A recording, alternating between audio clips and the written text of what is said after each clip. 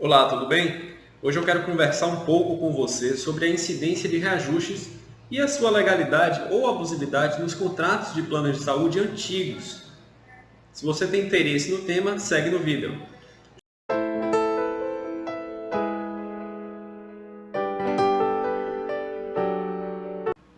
Antes de qualquer coisa, eu quero pedir para que você se inscreva no canal, tá? Habilite as notificações, dê um like no vídeo, interaja. Isso é muito importante para nosso desenvolvimento aqui no YouTube, tá? Isso nos traz motivação para trazer conteúdo gratuito para você. Então eu peço de coração que você dedique esse momento para isso. Desce um pouquinho na tela, aperta lá, curtir o vídeo, se inscreve no canal e, se possível, dá uma interagida conosco.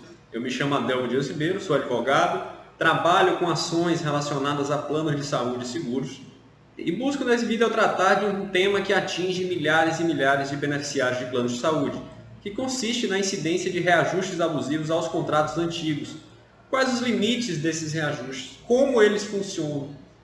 Eu pretendo sanar todas essas dúvidas ao longo desse vídeo. A primeira pergunta que eu busco responder é: o que são contratos antigos quando tratamos de plano de saúde? Os contratos antigos são aqueles contratos celebrados antes da vigência da Lei de Plano de Saúde, a Lei 9656 de 98.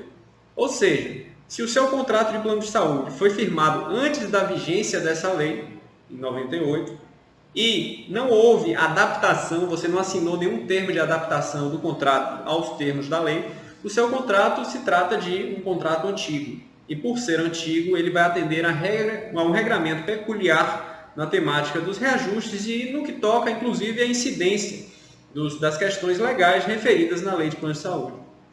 Um ponto que deve ser destacado é que os contratos antigos não observam a Lei de Plano de Saúde, eles não estão submetidos à Lei de Plano de Saúde, isso é uma verdade. No entanto, eles estão submetidos ao Código de Defesa do Consumidor, que é uma legislação protetiva dos direitos dos consumidores, e também estão submetidos ao Estatuto do Idoso, que é uma legislação protetiva dos direitos dos idosos. Nesse ponto, é importante destacar que os contratos de plano de saúde anteriores à Lei de Plano de Saúde também estão protegidos pela vedação aos reajustes posteriores aos 60 anos de idade, já que tal previsão deriva da interpretação do Estatuto do Idoso.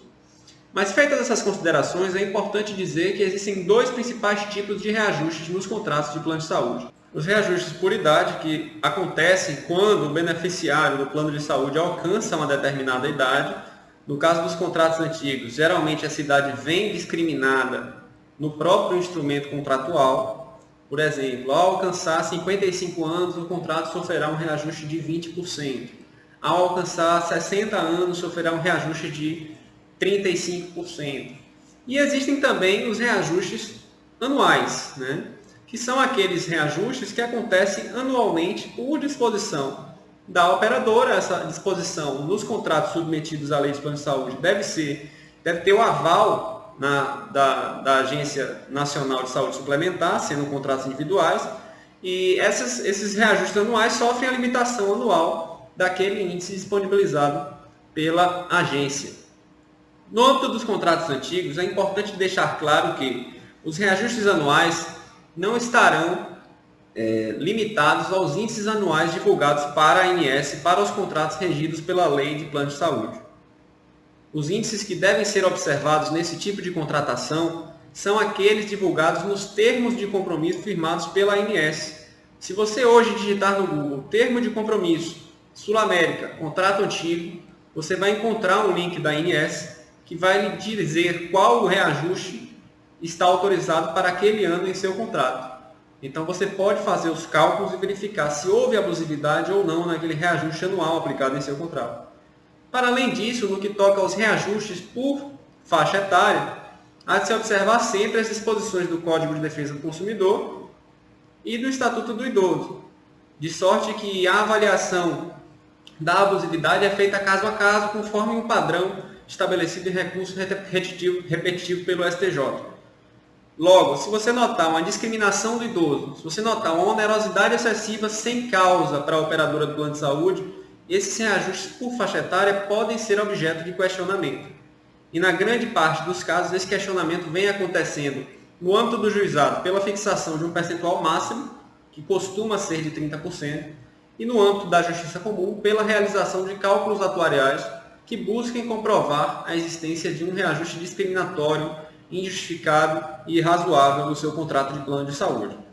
Então, dessa forma, nós concluímos que os reajustes nos contratos antigos dos planos de saúde obedecem à sistemática singular, uma sistemática que não se confunde com os demais contratos de planos de saúde adaptados ou os contratos novos, firmados posteriormente à aprovação da Lei de Plano de Saúde.